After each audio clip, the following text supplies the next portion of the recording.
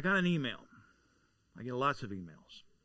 He's very cynical of things, of church, of things happening in the world, politics, the whole thing. And him and I have been just, he's kind of coming from one spot, I'm coming from another spot. And my hope is to encourage him. And he sends me this, I haven't talked to you lately, Pastor, but what a disaster. He's talking about what's going on in the world. And so I respond. I really had to think. I thought a few days about what I wanted to say to him. And so I said this. It's good to hear from you, even though it sounds like it's an email wrapped up in a sigh. Do you feel like that sometimes, friends? You feel like sometimes you're just like, tired. I'm weary.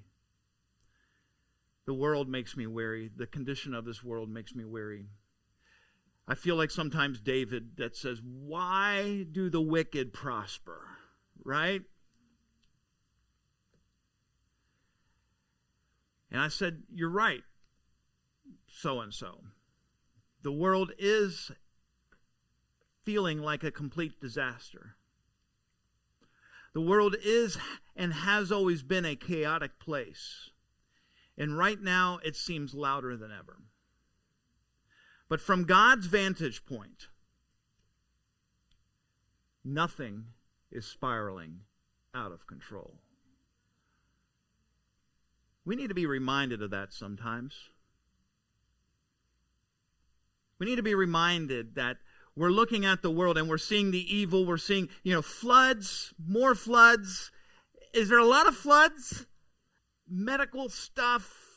We can get into that. We can get into politics. You can get into the wars, Israel, everything. And it feels like, oy vey. But the same God who spoke the galaxies, I go on to say, into being, holds them in place, and he still holds you. What feels chaotic to us is fully under his sovereign hand. That's something some people have a hard time. Why would God We talked about this a couple weeks. Why would God send a flood, allow a flood to come into a small Texas area and wipe away a Christian camp? Why? Is he under control? Is he really under control? Is he really under control? Because how could he let that happen? And we struggle with this, and we should. This was nothing new. You read the Psalms, and the psalmists are saying the same thing. Why, God?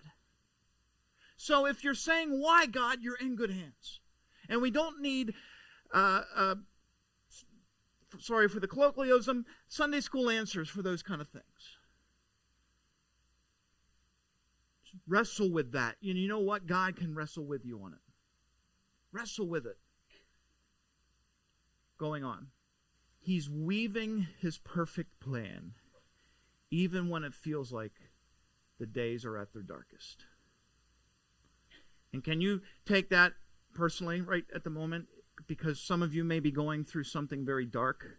Maybe a dark day in your life. Maybe just, you go through seasons where you feel like you're just spiritually energized, and then you go through these seasons when you just feel like you're in a desert, a spiritual desert, right?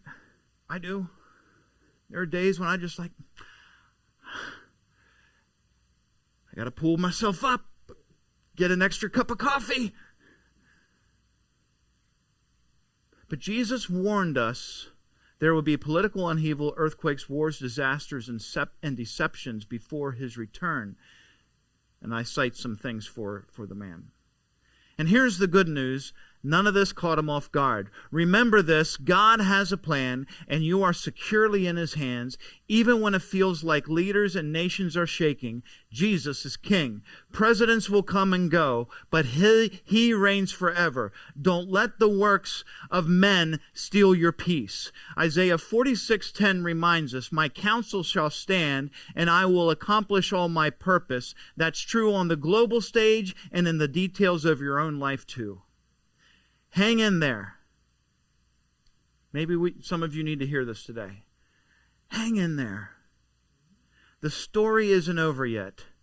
The author promises these disasters will be turned into redemption stories, and I promise you, he's still writing.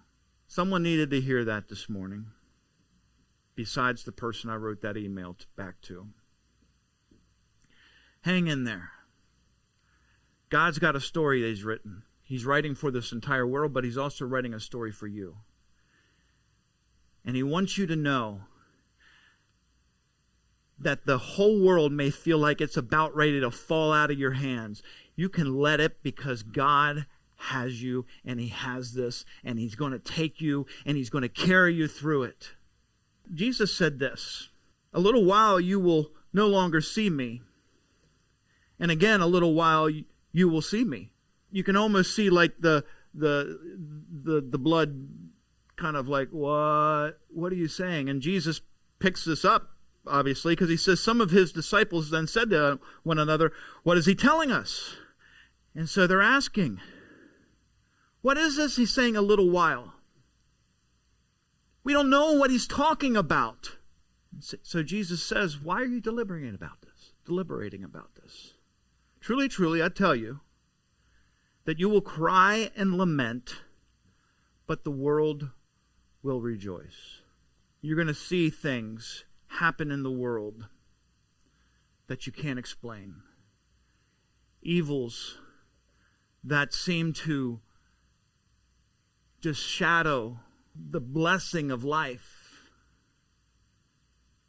And then he says this, "You will be sorrowful, but your sorrow will be turned to joy."